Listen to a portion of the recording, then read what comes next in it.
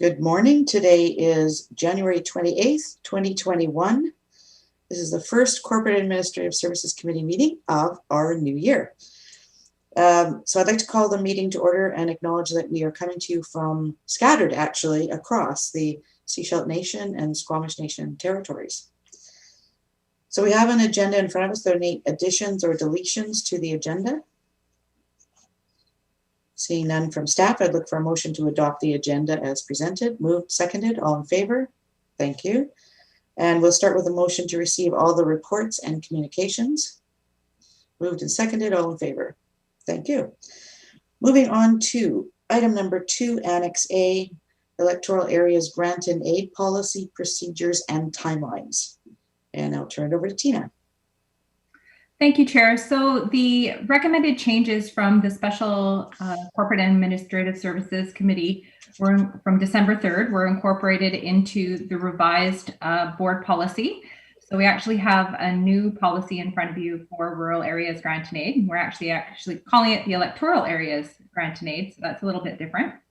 Included in the report as well, we have included proposed timelines for this year's process. So in anticipation of adoption of the new policy, then the advertisements would go out to the community to solicit applications.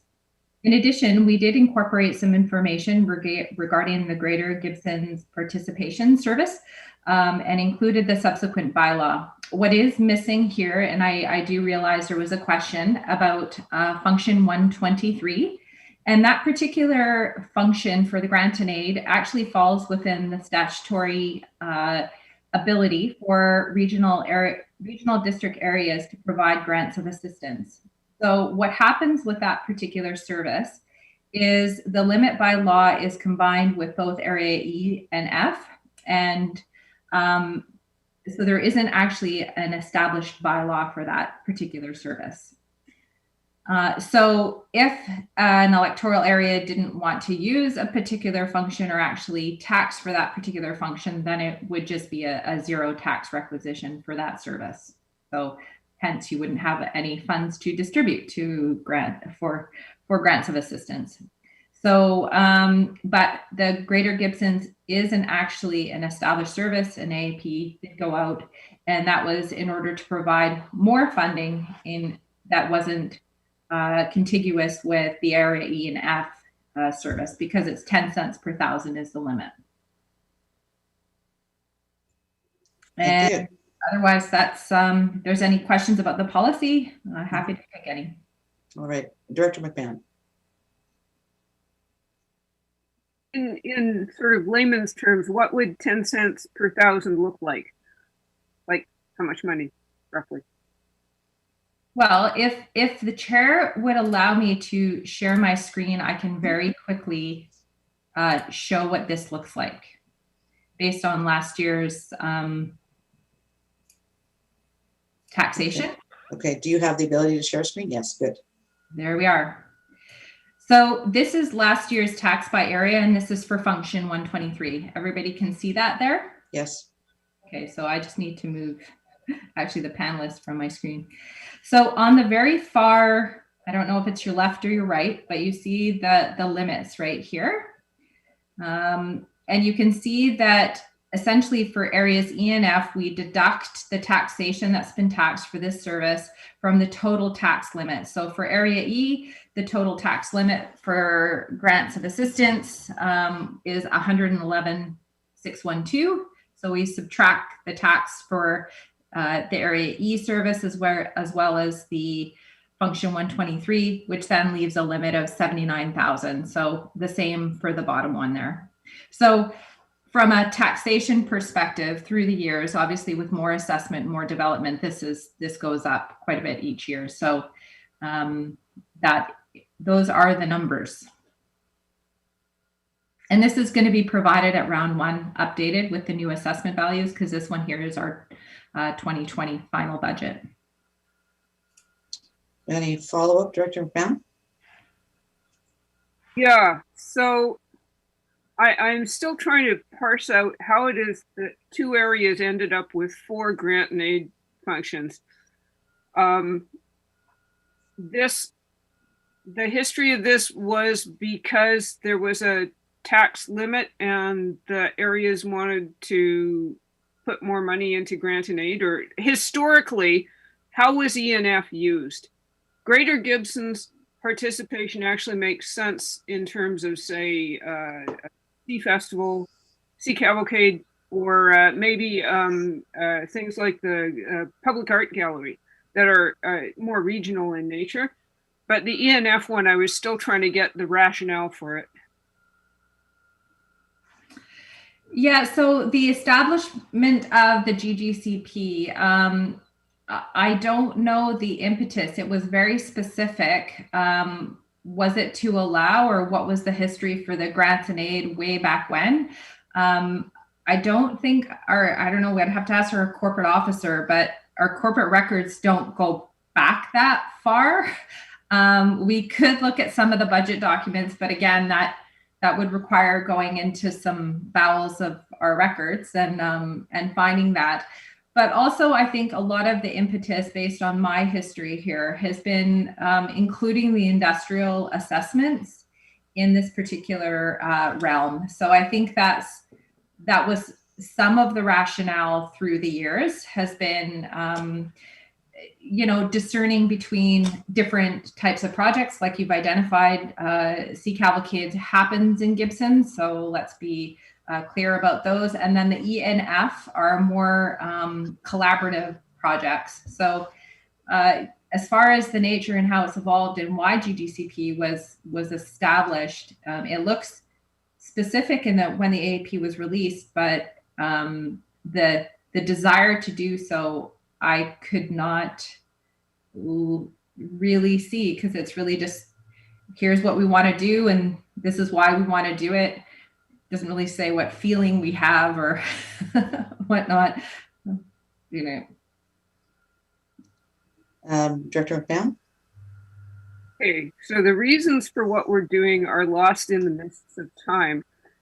And we do have the option, I presume, to not put any money into that particular category if we so wish, and then the whole point would be moot. Exactly. Okay. Any other questions at this point? Director Lee. Thank you, Chair. Yeah, I have actually two questions. I have a grant and aid advisory committee, so I kind of need the list so that we can go over it and kind of figure out what the community would like to see the grant and aid go to. I was wondering when that would fit into the timeline that I'd have that kind of information so I could call the committee together. Yeah, so I believe that's outlined in the report. And I think around April the 9th. So March 31st would be the cutoff. And let me just take a look here. Between April 7th and 9th, the electoral area director. So it's on page 3 of the agenda in the timeline and next steps. Sort of the second bullet there. Yes, yes, I was looking at that and I was just wanting to confirm that I'd have the list and I could do it then.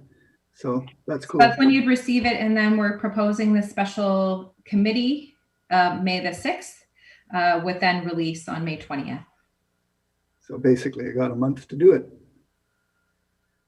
I have another, I can wait. I see other people have their hands. Go ahead, because then you've got one more question, then we'll rotate back to the others. Oh, okay. My second question was, there's a thing in that says we can't give grant and aid for over 3 consecutive years. I'm looking at page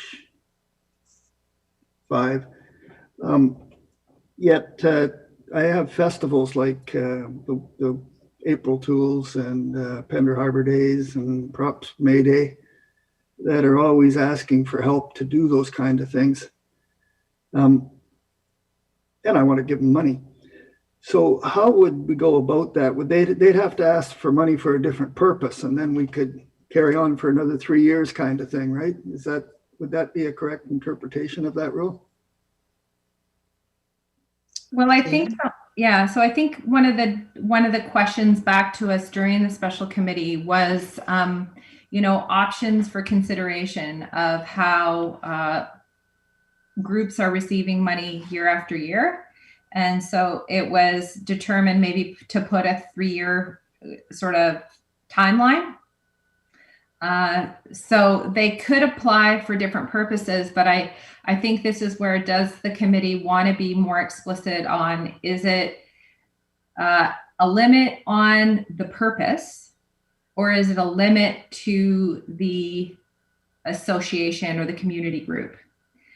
So that's up to the committee to discern.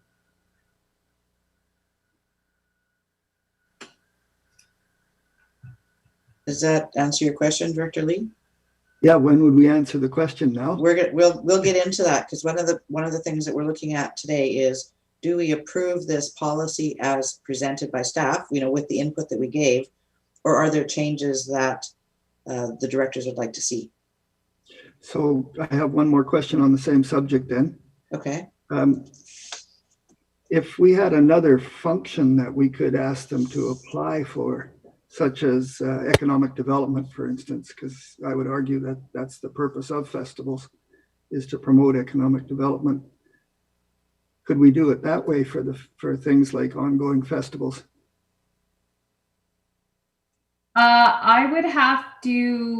I think the corporate officer and I would want to do a little bit of research on that. I know that one of the impetus for Scredo was to filter all economic development type of stuff through them. I know that there hasn't also been a policy developed on how we provide grants of assistance through economic development. So we'd have to sort of contemplate that and come back to you on that.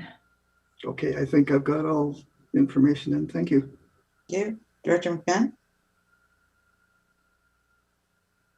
Yeah, I have several questions, but I wanted to talk to the 3-year limit. I don't think it's realistic, because most community groups are doing things on an ongoing basis, and $5,000, frankly, is kibble.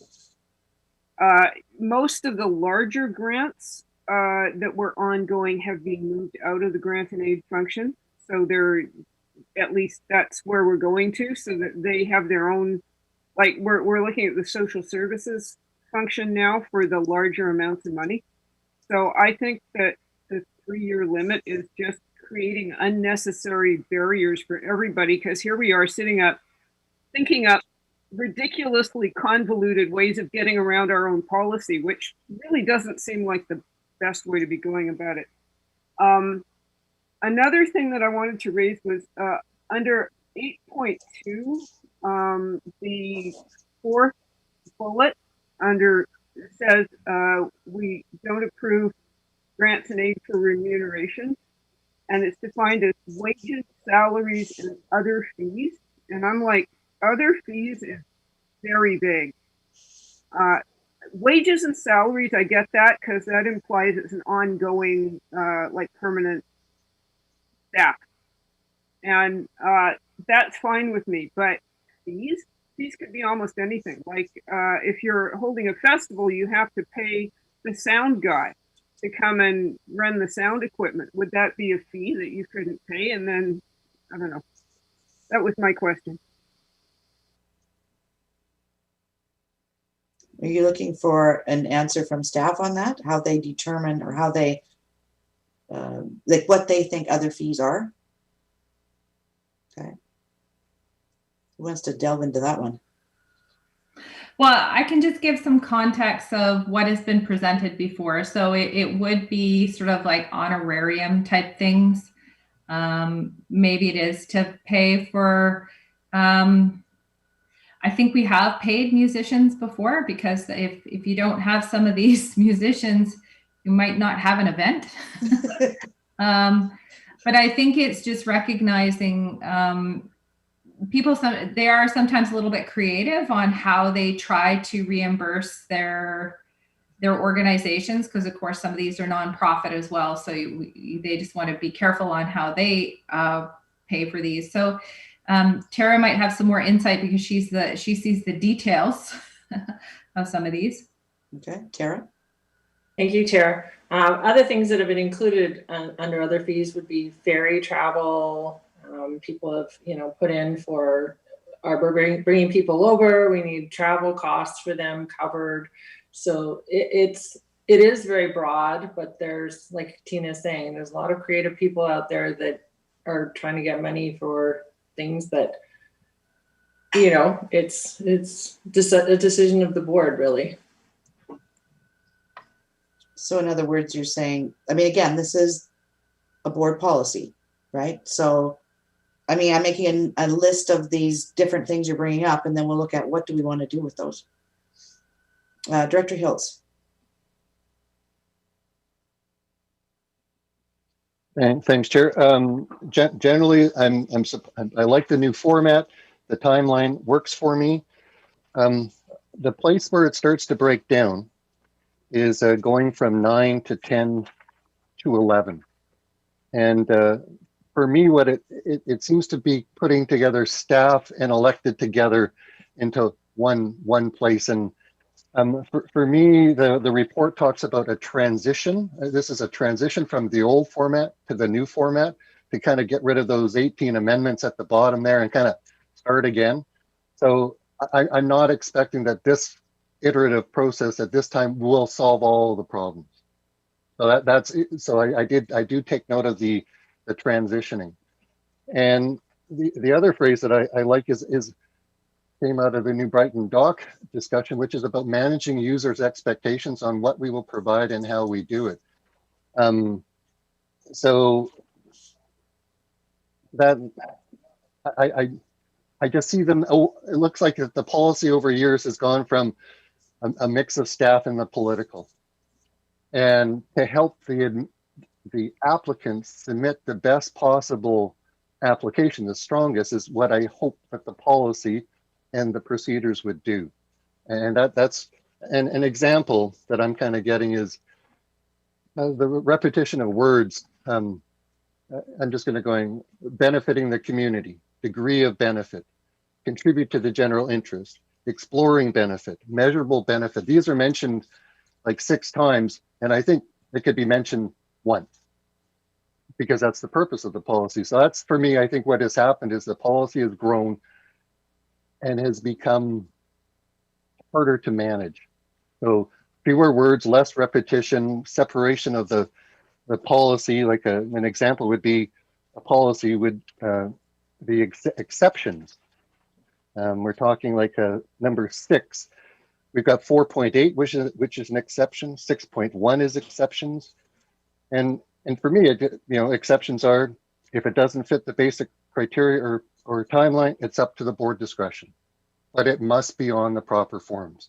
So this is where I'm trying to just when I read through it, and I have applied for people to apply and apply. It's difficult to navigate the guide and the policy because it's repeated in different ways.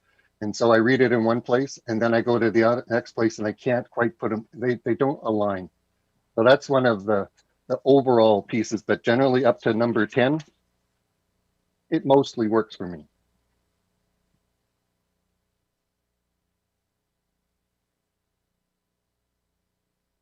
Unmute myself. Are you looking for any changes to be made to any of the pieces that you have identified? Simplifying words like, as Director McMahon said in 8.2, annual expenses and remuneration, many of these could be summed up for me as it's about the project, not the organization. And I think this is where, if you stick to the application and the project, you're not talking about wages for the organization. If you got to hire a musician for the event, you got to hire a musician. It's about this, and it comes into the one of the in the budget template. It talks about the organization budget versus the project budget, and I think this is where the creativity of the applicants start to going. Well, I think this kind of more organization, but we could kind of sneak it in as project. So for me, as long as it's an expense about the project, it's up to the board to decide. Wages, benefits, ferry tickets, COVID, safety protocol expenses. as long as it's about the event. So that's where I'm going. Could we just start to knock out words? And that's one where I'm going, the personal benefit, remuneration and expenses, if it's not about the project, it's not in. That's where I'm kind of, that would be one example. And just sort of, my feeling is that the form should lie in staff's camp so that they can adjust that as they need to. As a director, I just want the information. How they collect it and vet it, I think is a staff job. And so having the application form as part of the policy, I don't think gives staff the ability to kind of adapt for their purposes. Because their job is to vet, summarize, present it to the directors and for the decision. So that's where is it possible to kind of separate these things out? Like, I wouldn't expect the building permit to be part of the building bylaw, but maybe it is. I don't know. So can you separate these roles out a little bit to give staff the discretion to adjust the form, bring it up to date without having to be a board policy? So that's my my interest in kind of separating them out. So that's one, but I've got other things that I would have comments on now. But again, the iterative process, you know, I could live with it. But yeah, I'll stop. Okay, so that brings up a question to Tina around timing.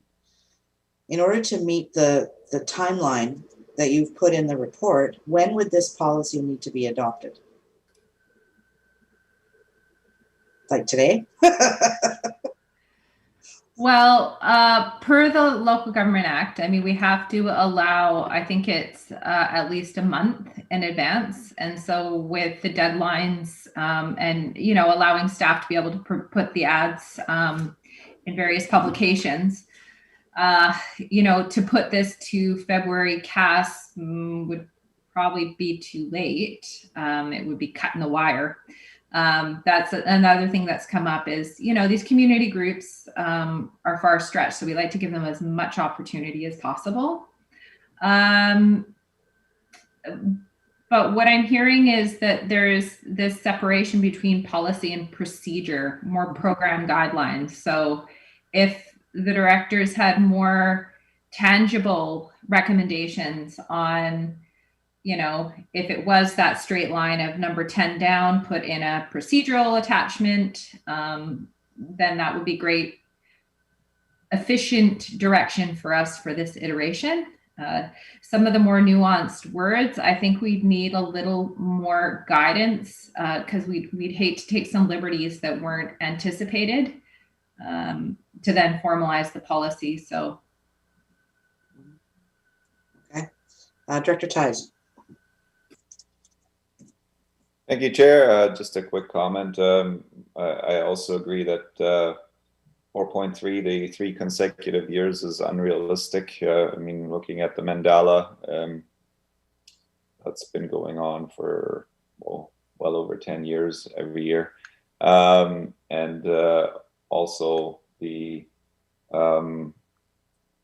gray around the gray area around payment and honoraria and such things is that's a difficult one to navigate. I don't know if I have the answer, but you know, Slow Sundays in the Creek have paid musicians from this small honoraria to, I think, $200 or something like that for years as well. So I am not sure where to go with that, but these are the 2 areas highlighted for me. Thanks. Thank you. Director McMahon.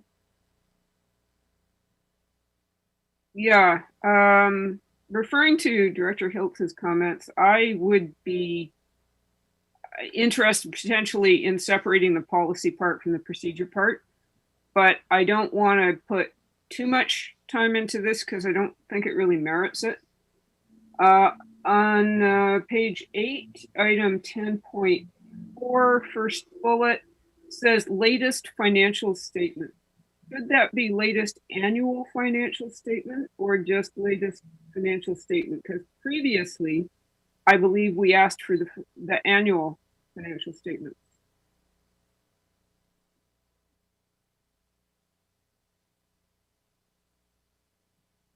Tara, Tina? Yeah. Yeah, I think we give some latitude, but if we want to be more prescriptive, understanding that every group has different levels of sophistication in their operations, some might have comprehensive. So we could be prescriptive. Sometimes that has created a little angst for some of the organizations. So I guess it's worded the way to give us a little bit of latitude with saying, look, we need some sort of financial accountability or transparency or financial statement. If it's up to date, they might also have different fiscals as well, right? Not everybody has a December 31st fiscal. So it just gives us latitude. Follow up? Good. Okay. Director Lee?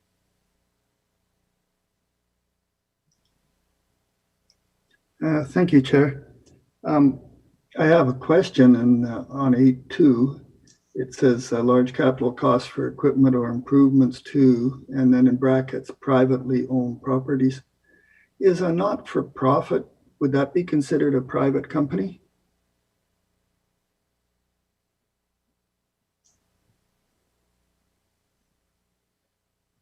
Well, this is where we're getting into, no, they're not a private company. Because they have not-for-profit status. So not-for-profit status, I mean, I don't believe they can actually own assets. Or actually they can own some assets because some of them have owned some facilities. It really depends what status that they have. But they're not a corporation. They're a not-for-profit entity. So they have different rules per CRA. Okay, the reason I was asking is because I know the Living Heritage, because they own a boat building workshop and a storage facility, thought they couldn't apply for grant and aid for the work on that because they actually do own the facility. And so that's why I was asking the question, because I suspected they weren't, but I don't know. So now I understand. I was wondering if the answer to it is to perhaps increase the definition portion of the policy, and we could define things like expenses and remuneration and private and anything where we had a little bit of contention. It seems that would be the quickest and easiest way to provide a clarification to the problem rather than try to do it throughout the text. But anyways, I was wondering what your thoughts are on that. That's something we could include in if we did have a program guide. It may not warrant being in the board policy, but most certainly could be clarified in the program guide. That would be my suggestion. Yeah, just something to make it clearer for them when they're filling it out so they understand more. Be good for me. All right, any other questions or comments? Tina, your hand is up. Yeah, I think one of the things that's come up with this particular process, and I'm not sure if our other local government partners, because I'm just thinking this off the top of my head, but there used to be sessions with, say, the Sunshine Coast Foundation or those types of things that would help these groups in how to apply for grants. And we used to do those and be very active, and they haven't happened for a couple of years. And maybe this is where, helping these groups understand, tips and tricks on how to apply, those types of things. I think that's something too, as staff, we can look to do, and maybe try to work with some of our partners to try to help some of these groups, because I know that a lot of the time it's the same individuals that are applying, and they might be wearing different hats in different organizations, and some are more skilled at it than others. And the purpose of this is to try to give as many opportunities to as many groups as possible. So I think those are some of the opportunities in going forward with this, is helping these groups and even letting them know other sources of funding that they might not be aware of. So I know as staff, we've been trying to push that information out to a lot of these groups. So more of that would be helpful because, of course, there's never enough money for more needs than money. Director McMahon. Okay, I was just going to say that I really only want to see two things at this point. I'd like to see the clause 4.3 with the 3-year limit. I'd like to see that removed. And I would like to separate out the procedure from the policy, because having a form that you can't change without having the board vote on a bylaw seems like a pain, frankly. So if there's some way to do that, I think that would be helpful to everybody. Okay, Director Hills. Thank you. I'm supportive of that separation out as well. And this idea of the program guide, as CFO is saying, it can be something more than just grant and aid, electoral area grant. It's how can nonprofits get access to other sort of granting available on the coast. So I think it does give staff the latitude to help the applicants rather than coming to the board saying we want to change this part of the form. So yeah, and 4.3, I'm okay with removing 4.3 as the transition, as part of the transition. And yeah, so 4.3 is good, and from 10 point on, put it into the program guide, put it into staff's hands, and yeah, I'd be good with those. Okay, Director Pratt. Thank you, Chair Seegers. I'd agree removing the maximum 3 years because like I've heard from my other electoral area directors, we're not following it anyways. And it's counter to how a lot of these organizations are able to make things work. I like the idea of the program guide. In regards to the timeline, I'm good with that. I know there's if we consult or working with the other local governments to help nonprofits through, especially right now in our pandemic world, and looking at ways of helping streamline. I know we had a conversation, I think it was amongst elected and maybe with our CAO about grant writing workshops and that kind of thing too. Anything we can do to help our nonprofits, because so many of them are picking up the slack that have come from downloaded services from the province and the federal governments as they've sloughed off what services they're running in some of these programs. And we see that certainly with the number of volunteer organizations and non-for-profits that we have, and for a relatively small community. So I'm happy to provide support that way if we can make that work as the CFO suggested. And otherwise, I agree with the other comments. Thank you. Thank you. Director Ties. Yeah, I guess we're not putting in a motion, so we're all voicing our opinions individually, but you could make a motion. We could go there.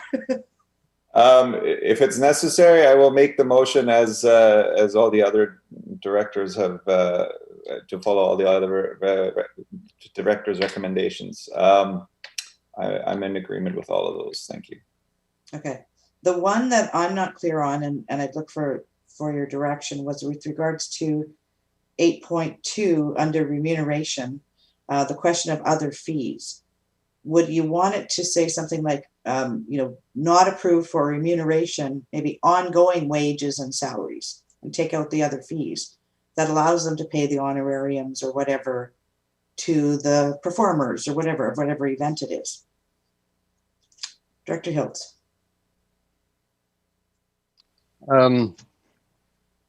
I'm okay with not tinkering with that language for now. Okay. Let it stand. The one place that if these things are separated, the one piece that would be missing out of the policy is that the board sets the annual amounts during budget. That I think is one of the main things that for me is to exercise my discretion in what amount should go into these various functions. So I don't see that it would be, so it would, if we were to separate them out, the program guide 10 and below, the board, that's one of the board's roles, is to specify the annual amounts. So I think that might have to be in there. So 11.1.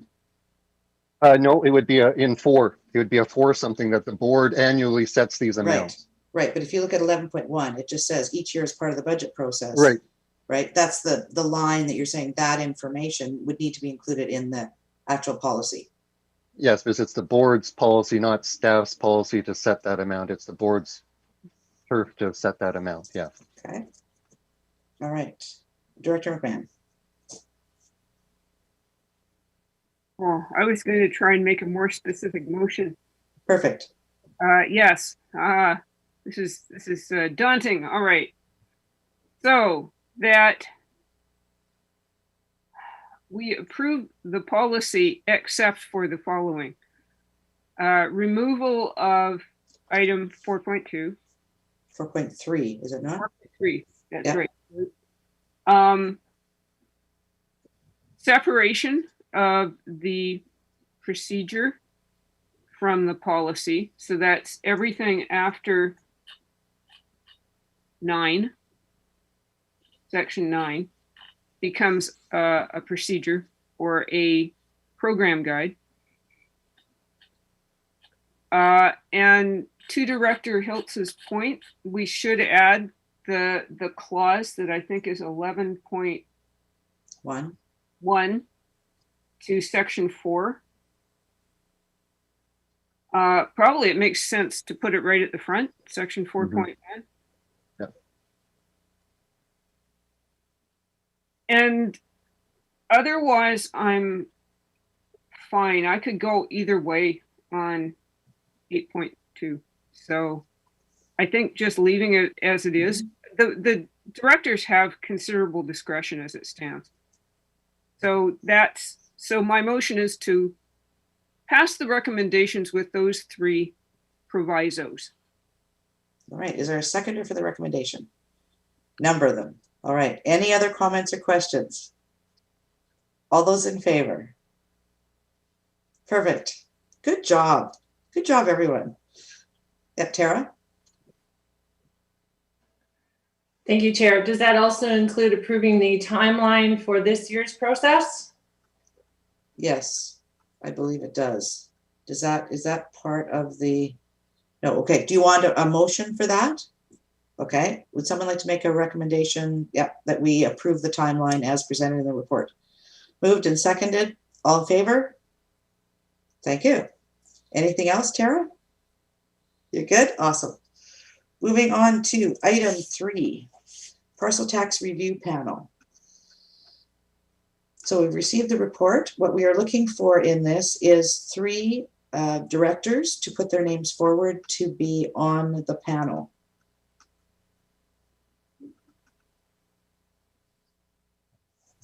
Director Ties. I'll put my name forward again. Okay, and Director Hiltz. Yes, I was on 2019. I missed 2020, so I'm up for 2021. I'll put my name forward. All right, and Director McMahon. Sure, I can't remember whether I've done this before. Okay. It's been very memorable. All right. Director Hiltz, your hand is up again. Oh. Okay, Director Pratt. I think with that, we end up getting everybody as having a rotation. I'm just wondering if we should also be assigning the chair for this at this time as well, and if that needs to be part of the motion. Tara's nodding her head. Who would like to be chair? Don't all jump up and down at once. All right. We've got 2 of you, Director Hiltz or Director Ties. Who's gonna take it? Director Ties. Okay, Rock, paper, scissors. I know. Director Ties will appoint you as chair. So we have Director Ties, Hiltz, and McMahon be appointed to the Parcel Tax Roll Review Panel with Director Ties as chair, and that it will be scheduled for February 25th, and Chief Financial Officer, and that it's referred to today's regular board meeting. Someone like to make that recommendation? Moved and seconded. All in favor? Thank you. Moving on. Item 4. Award report 3-year wide area network connectivity contract. And Mr. Nelson, welcome. Hello, thank you, Chair Pratt. This report, it's a procedural housekeeping matter, or procurement housekeeping matter rather, to renew our wide area network contract with Eastlink, or aka Coast Cable. Our existing contract with them expired at the end of 2020. The purpose of the report is to seek approval to renew our contract for 3 years with Eastlink at current rates of $5,985 per month. The same terms as the same value as the prior term. The total value of the contract is $71,820 per year, which equals $215,460 over the 3-year term. The wide area network service has been reliable and it's been easy to manage with ongoing rate stability. And this service, it complies with our network delivery standards and is compatible with our existing switching equipment and is available from only one supplier here on the coast currently. Additionally, we asked Eastlink to include an upgrade to our field road internet connection capacity from 100 megabits per second to 300 at no additional cost in return for a 3-year commitment. Thank you. Thank you. Any questions by directors?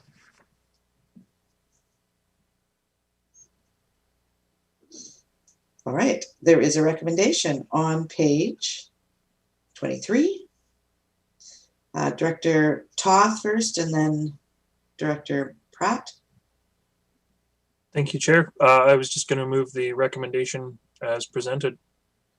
Thank you. Yeah. I guess I will second it then. Perfect. All right. Seeing no further hands up or questions, Director Hiltz, question? Just as a comment, I as part of the sole sourcing, that demonstration of value, and I think that staff showed that Eastlink is going above and beyond. So I think they're demonstrating the value that they're giving to the regional district as a privilege of sole source procurement. So yeah, supportive. I just wanted to give a thumbs up to Eastlink. Mm-hmm. Perfect. All right, seeing no further hands up, all those in favor of the recommendation? Thank you. Thank you, Mr. Nelson. Moving on to Annex D, service agreement with Town of Gibsons for GIS services. And again, we're back to you. Thank you, Chair Pratt. Yes, this is a renewal based on a successful trial agreement that we had with Town of Gibsons to provide geographic information services over 2020. So both staff at the SCRD and at the Town of Gibsons, I worked with Dave Newman there, have been satisfied with the service. It's operationally supportable. It's achieved the benefits that we expected, and we'd like to proceed with a renewal on a 5-year, up to a 5-year term, using a similar agreement to continue with that service.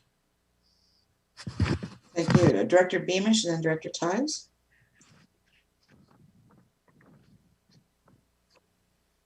Yeah, thank you, Chair.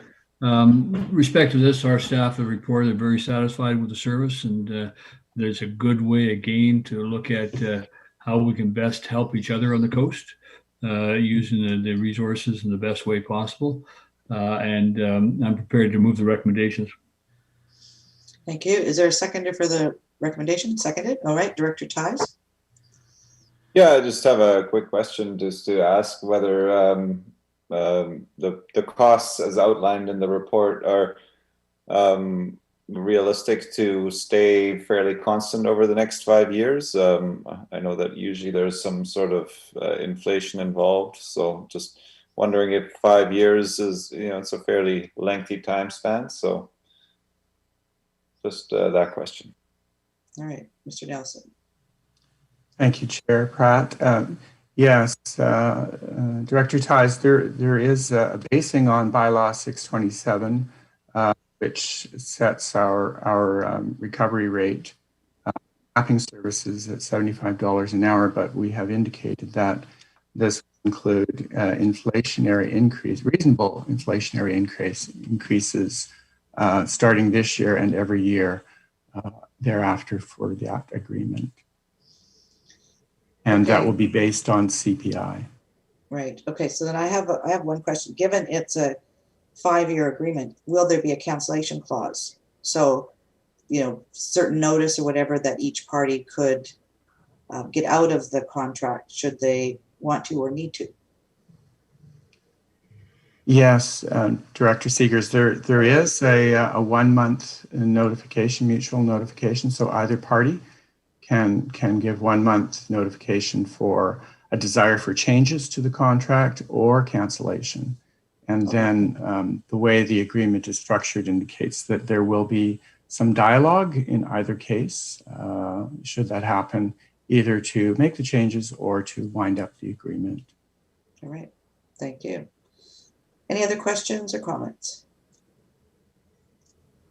I think it's great to see the collaboration. Right. Thank you both to the Town of Gibsons and Regional District for moving that forward.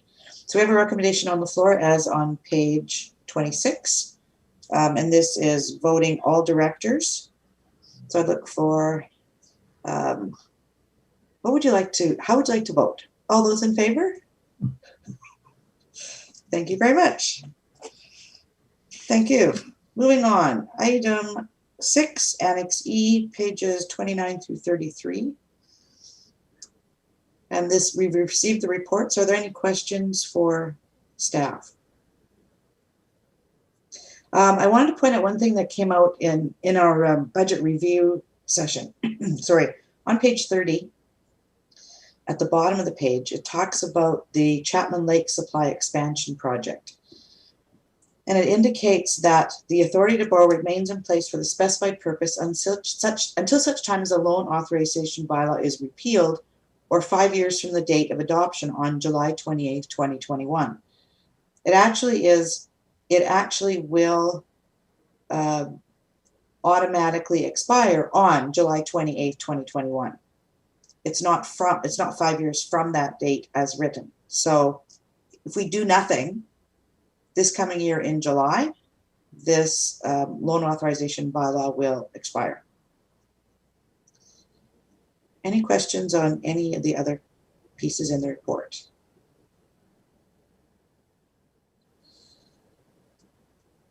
All right. Seeing none, we will move on to the next item, Annex F. Contracts between $50,000 and $100,000 from September to December. Again, the report has been received. Any questions on this one? Pretty straightforward. Annex G. Director constituency and travel expenses for period ending December 31st, 2020, pages 35 through 36. Again, we've received this. Any questions or comments?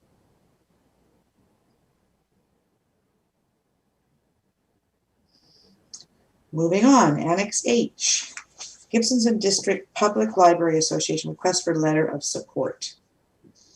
And over to Tina.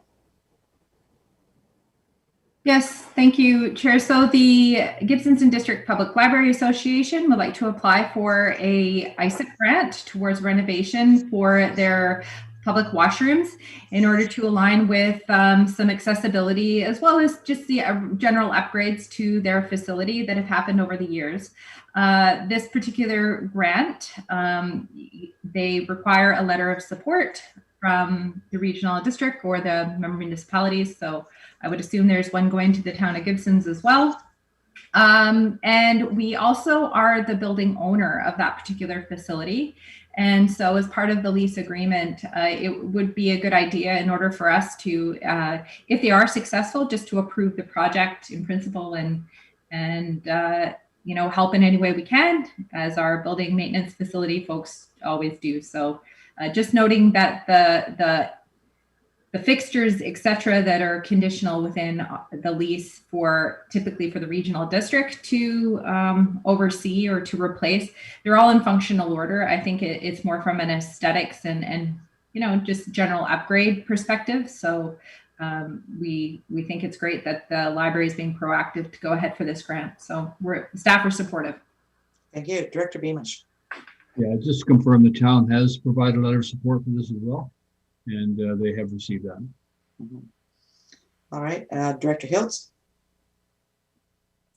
Yeah, totally supportive of it. And well, aesthetics may be nice for public washrooms, and hygiene has become such an important public health issue that I think that this will help the library help public health, because it's easier to clean, easier to maintain. It becomes a more inviting space, and apparently men are not as good at washing our hands, so maybe men will spend more time washing their hands. And so yeah, all around it's a terrific, and yeah, the Library Association has worked hard to meet all these fast deadlines. So yeah, totally supportive. And yeah. All right, I do note that for this grant application, the deadline actually was yesterday, July 27th. They have been in touch with the granting body and explained that they would be looking for us to move this today, and that's why the final recommendation on this page is that it be forwarded to, again, the meeting this afternoon for approval. Director McMahon. I'm happy to move the recommendations on page 37, noting that you said it was due in July. Yes. Right. Okay, and this is voting D, E, F, and Gibson's. So I'd look for somebody to second the recommendation. Seconded. Any other comments or questions? All those in favor? Thank you very much.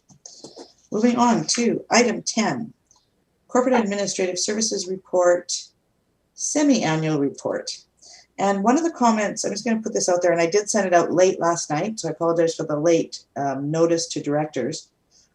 There was a comment that came in from one of the directors indicating that if possible, if directors had time to look at this report, we could give feedback to staff about what we'd like to see taken out. Is there anything consolidated? What do we want to see staying in this report? So as we go through this, I'd ask you to keep in mind and give some direction to staff. Over the years, in response to questions from various directors, the report has grown. Is it what we want to see at this point? Corporate Officer, your mic is live. Would you like to say something? No, Chair, I'm good. We're just okay. Wait for the board's feedback. Thank you. All right, directors.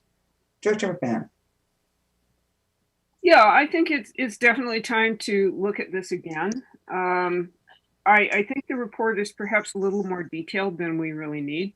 And some of these statistics undoubtedly arose for a reason, but I'm not sure anymore if the statistics are informing of us of anything we particularly need to know. So personally, things like record center retrieval data, I don't know that that's telling me a great deal unless there was some explanation of why we needed to know it. Some of the detail that we go into about people's training and things, to me, is more than I really need. I also think now we have a senior manager of communications, probably time to reconsider how that part is reported back to us. I've had a number of people ask me about how the whole new communications and public engagement program is rolling out. And so perhaps at a suitable time in the future, we could get a report on that. that would be separate from this. I do not feel a pressing need to know how many Twitter likes we have, personally. On the other hand, some of the information that I do find interesting, I find the number of FOI requests to be interesting, because they can have a pretty significant impact on us. Another one that I like the information on job postings, how many job postings and how many applications. That tells you something about the market. And the utility billing information. I find that really interesting because we are definitely in the middle of a shift in how taxpayers pay their bills.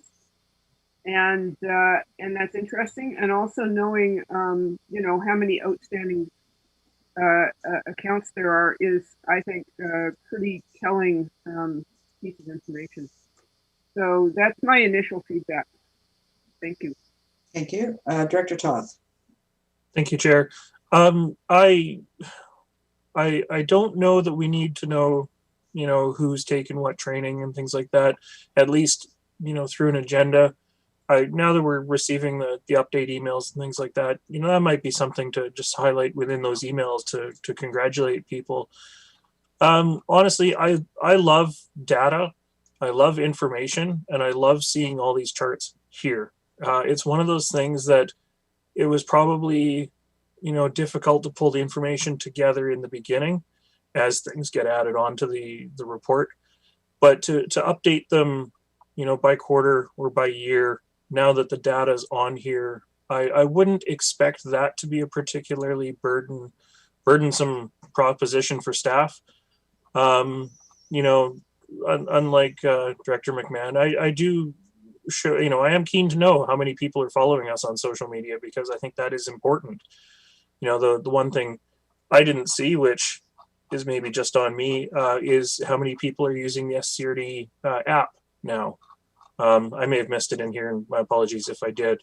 A lot of the statistics that we're getting in this are similar to the statistics that we receive in CSHELP, so it's really nice to be able to compare the two jurisdictions side by side, and I'm not sure if the town of Gibsons does something similar.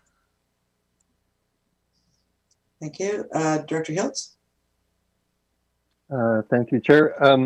For me, I like the report. For me, fulfilling the role of the oversight role of the elected director. For me, this is where these reports really come in, and it's also the public to understand. So it's not just the people around the table, but it's for the public to see what's going on. And the thing that I've, 2 years into the term, that every time I see these reports, I see them slightly different than the last time I read them, because I understand something more. It might be more relevant. We have a new communications manager, so maybe the Facebook likes are more timely at this point. So at this point, I wouldn't say I don't want any. I don't want it. I'm happy the way it is right now. Going forward, I'll think about it more. But right now, I'm good with it. And it's also, I'm thinking it's a way for staff to kind of nudge us to see something sometimes, which I'm totally, I like nudges. Sometimes bigger nudges are good for me. So yeah, and we're all a little bit different. Our areas are a little bit different. So I'm okay with a little bit broader casting of the net so far. Thank you. Director Beamish. Okay, and you'll need to unmute. Looking at the report, I know in totality there's a lot of information here, but I suspect staff wants to collect this anyway. It's their own kind of monitoring of what's happening internally, and it probably goes to form a good part of the basis for the annual report to the broader community.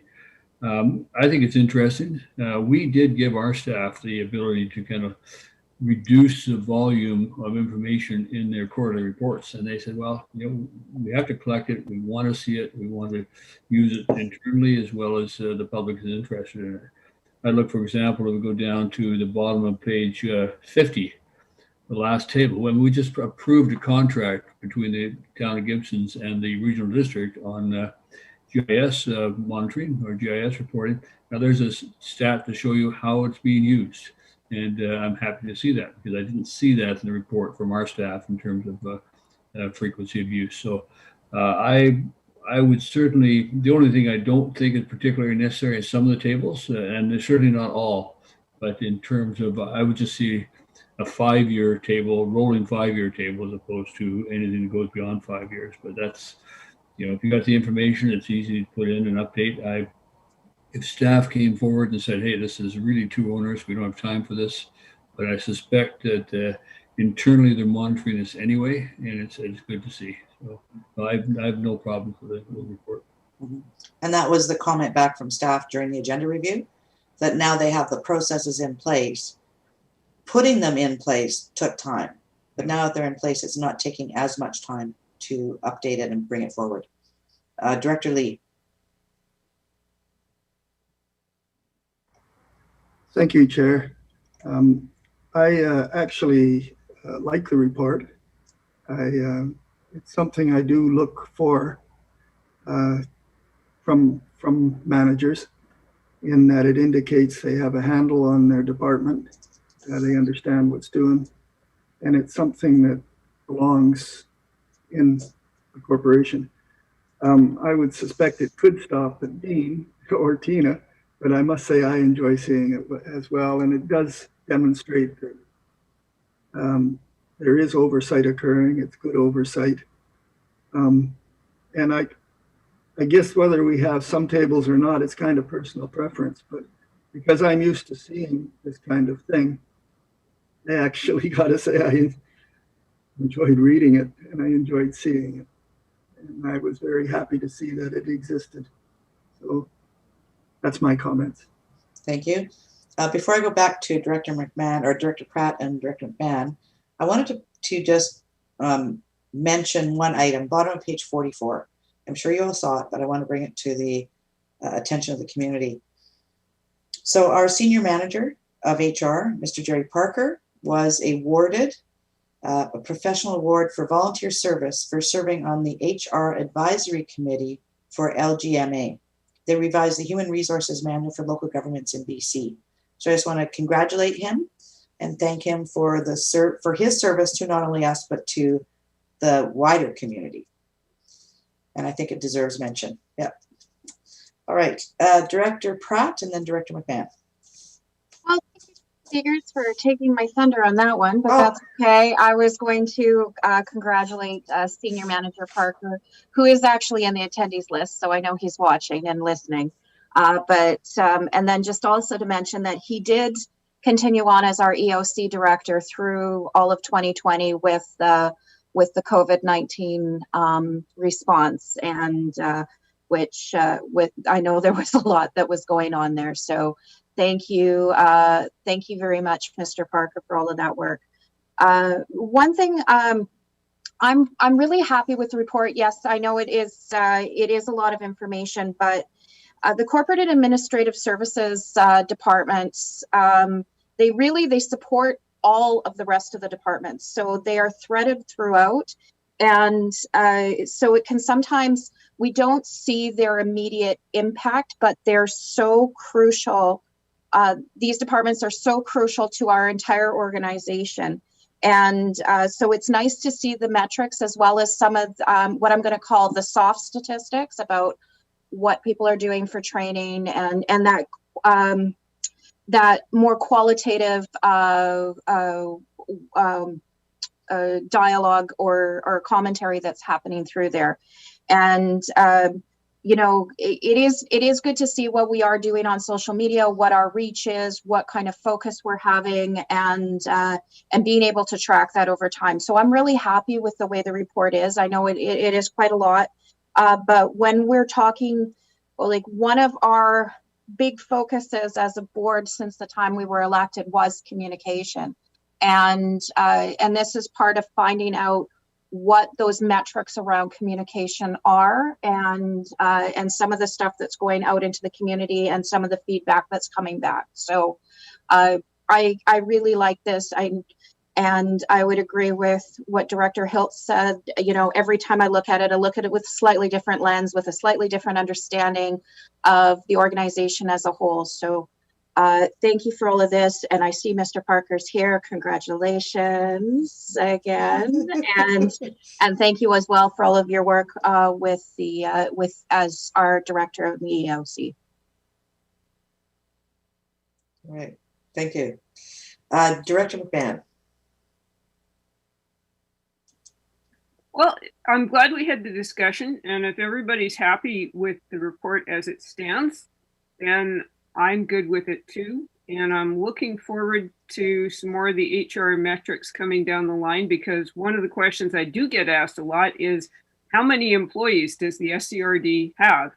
And I look forward to being able to actually answer that question one day. Thank you. Thank you. One of the comments that I wanted to make was around a communications plan. We now have a communications engagement and communications manager, I believe this title is something like that.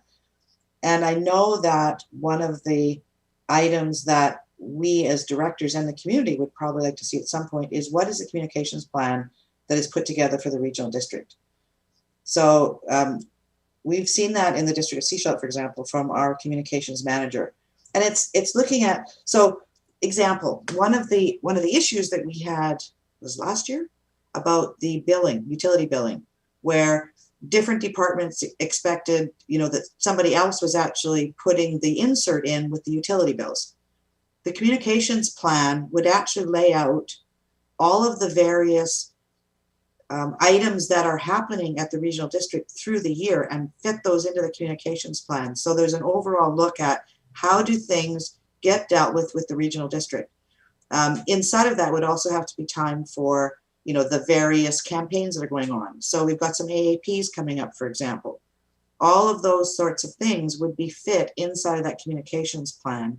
And it would be a yearly plan. Yes, there would be changes as events arose or things arose during the year, but the plan itself would lay out for not only us, but for staff as to when they would need to have materials ready to support the communications function.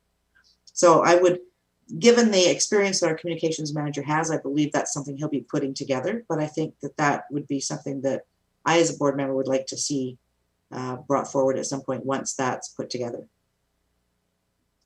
So I have to say, anything else on this report? Director Hills. Questions on content? Yes. Sure. I got page 44. It's the Mitelnik's leadership, which I enjoyed that, and I continue to reflect on it. I'm just wondering if there was any follow-up. There were some offers from the consultants about the word clouds that were generated. I'm just wondering if there's anything coming more from staff to the board on this topic. All right, who would like to take that one? Mr. Parker. Yeah, thank you for the question. Yes, the information actually has been captured. It's via the website for the Mitelnik Leadership Society. We also have it within Human Resources. We're also looking to schedule a follow-up session. The actions taken so far, we actually conducted a follow-up survey of those attendees who participated. Got some good response. There's a lot of interest in continuing to move forward with deepening our understanding and our relationship with not only the Squamish Nation, but the Sechelt Nation as well. So do expect more. We're trying to get our training calendar well for it. It is happening, and a lot of interest too in lunch and learns. So watch for that as well. Thank you. Thank you. Director Tice. I wanted to highlight page 45 and how in the last 2 years, the grievances have gone down considerably. And I'd like to applaud staff for that achievement. Thank you. Thank you. Director McMahon. Yeah, I was just looking at one of my favorite tables, the way that payments are received for utility bills. The thing that strikes me there is that the number of utility accounts has increased by 2,000 since 2016. That's 9%. I did the arithmetic on my calculator, but we think of the rural areas as not growing very much, but you know, that's a pretty significant growth over the course of time. 2% a year does add up, and we really are growing. So I just wanted to highlight that first. All right, any other comments, questions about the content? Director Hiltz. Thank you. Page 48, it's about the Gibson's District Public Library funding agreement. It says signed for 2020. I'm just wondering, has or will the board be seeing this? I don't think I've seen it, but is it coming forth in some format? I don't know how this works. Tina? So that particular agreement is set as part of the financial plan approval of their grant. So it's not necessarily an agreement that comes forward for the board's review. It's just the board approves that as part of the annual financial plan, and then we actually just execute a formal agreement with them. So. All right. Any other questions or comments? Thank you. So I guess it sounds like overall, directors like the information you're providing. No changes are requested. Thank you for all the work you do in putting it together. Moving on, Annex J. Cooper's Green Hall Replacement Project Professional Services Contract Update. And we've received the report, and we'll turn over to Mr. Hall. Thank you, Chair Seegers. SCRD has had a contract with Principal Architecture for services relating to the planning, design, and public participation processes associated with the hall replacement project in Cooper's Green Park since 2017. In November, the board directed staff to proceed with public participation activities prior to the round 2 budget through an amended contract with Principal. And because the contract is over $100,000, board approval for the amendment is required. So staff have proceeded to develop the amendment in December and early January, and with the work underway on a very tight time frame for completion before the conclusion of our annual budget process, staff are now seeking authority to execute the amended contract. So for absolute clarity here, the amendment is needed because the total scope of work has increased to include new public participation activities, specifically a project review, online presentation, and questionnaire. And that presentation will be this evening. And this amendment does not oblige SCRD to construct the project, nor does it relate to continuing on with design work that will be required before tendering, such as construction drawings, if the project proceeds. So the report is housekeeping to ensure that we're following our delegation and procurement policies by seeking appropriate authority for expenditures needed to deliver on the board direction provided in November. Thank you. Thank you. Any questions from directors? Right, seeing no questions, there are some recommendations on page 52. Director Pratt. I would be happy to move the recommendations on page 52, please. Thank you. Is there a seconder? Seconded. And this is voting all direct. No, this is voting A, B, D, E, and F only. So all those in favor? Thank you. Thank you, Mr. Hall. Moving on, item number 12, Annex K, Egmont Fire Department purchase of forestry pump. And who is speaking this? Mr. Trite. Is he with us, or is Mr. Michael speaking to this? I can speak to it, okay. Chair. The request is for a forestry pump, and I can give you a bit of details on the pump itself. It's a compressed air and foam system, and it's an increase in effectiveness over a simple water pump. This unit could be used with salt water, but would need to be thoroughly flushed out with fresh water after use, as the salt water could be corrosive. It's a very portable unit. It can be easily transported and used in other jurisdictions if required. And it can be used by structural firefighters in cooperation with BC Wildlife Service if required. And it's got readily available adapters that would adapt this pump to be able to be used with forestry style hoses. All right. And Any I know questions? that Chief Michael and Chief Helliar are available in the gallery should there be questions that go beyond my narrow scope of knowledge. All right. Any questions by directors? Director Hiltz. Just a comment. Thanks for the information, and to remind us that fire season is just around the corner, which it's hard to believe, but yeah. So getting ready, and thanks for getting ready. Yeah, thank you. Director Lee. Thank you, Chair. I'd like to recommend that we accept the recommendations on page 54 as staff submitted. Thank you. Okay, and there's 2 people seconding it. This is voting all directors. Seeing no further questions, all those in favor? Thank you very much. Thank you to our fire department. We really rely on them. Moving on, we have one piece of correspondence. It is from the Pender Harbour Community School Society. And I'm going to turn over to Director Lee. Thank you, Chair. This is a request for a letter of support from the SCRD, and what it's for is the Harbour Learning Center is a building that's on the grounds of the Madeira Park Elementary School, and the building is over 50 years old, and it lacks water, washrooms, rotten foundation, no insulation. And they want to replace it with a 24 by 60 open space modular unit.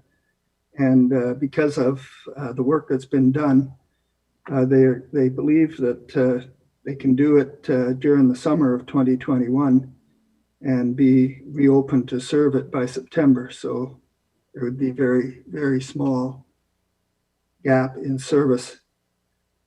So they've got the building details finalized, cost estimate in place, and conditional approval from the school district for that to continue. And so I have a motion, if I can read it. Go right ahead. Okay. And that letter of support be written for the Pender Harbour Community School Society's grant application to the Investing in Canada Infrastructure Program COVID-19 Resilience Infrastructure Stream for replacement of the Community Learning Center building, and that the SCRD support the proposed Community Learning Center building replacement project, and that this recommendation be forwarded to the January 28, 2021 regular board meeting. All right, and that copy of that recommendation has already been forwarded to Tara, so she has that.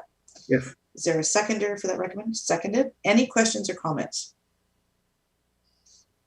I'd like to say I'm really saying that the community is keeping their eyes out for these kinds of grants. I mean, we've seen the library, we've seen, this group, others are also applying for these. It's good to see. It's nice to see our community also, it's not, they're looking at how can they support the greater community and looking at taking advantage of wherever they can get the funds possible. So it's really good. And it takes a little bit of the burden off of us as the regional district. So this is voting all directors. Director Lee, did you want to say something further? Yes, Chair, if I may. Thank you. Go ahead.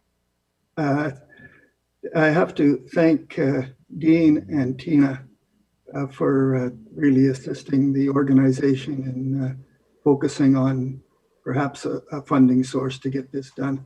They provided a lot of help, and the community really does appreciate that. So thank you to both of you. Thank you. So all those in favor? Thank you very much.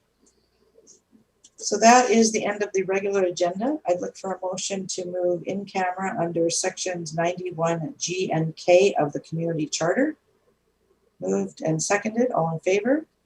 Thank you. And any questions from attendees? We have one attendee in the gallery. Mr. Jesperson, do you have any questions?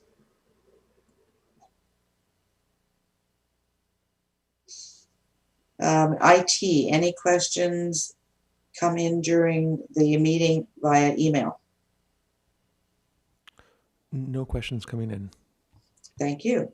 So we will move in camera. And would you like a 5-minute break? Yep. Okay, let's do a 5-minute break. It is 10 to 11 right now. We'll come back at 10:55. See you then.